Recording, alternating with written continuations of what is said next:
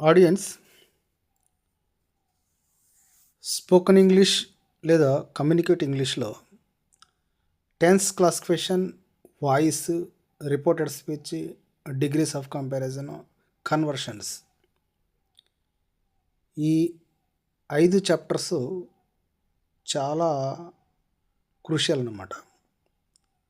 ఈ 5 చాప్టర్లు పైన పూర్తి గ్రిప్ కలిగి ఉండి వీటి క్లాసిఫికేషన్స్లో సబ్ కేటగిరీస్లో ఏది ఎక్కడ అడిగినా పలానా చోట పలాంది ఏంటి అని చెప్పగలిగే స్థాయిలో అటువంటి షార్ప్నెస్ కలిగి ఉండాలి.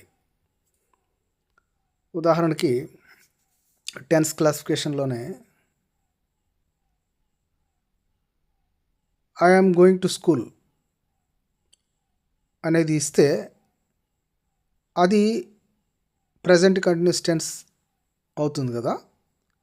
దీనికి పాస్ట్ పర్ఫెక్ట్ కంటిన్యూస్ టెన్స్ చెప్పమంటే ఇమ్మీడియట్గా చెప్పగలగాలి. I had been going to school, ఇది పాస్ట్ పర్ఫెక్ట్ కంటిన్యూస్ టెన్స్ అనమాట.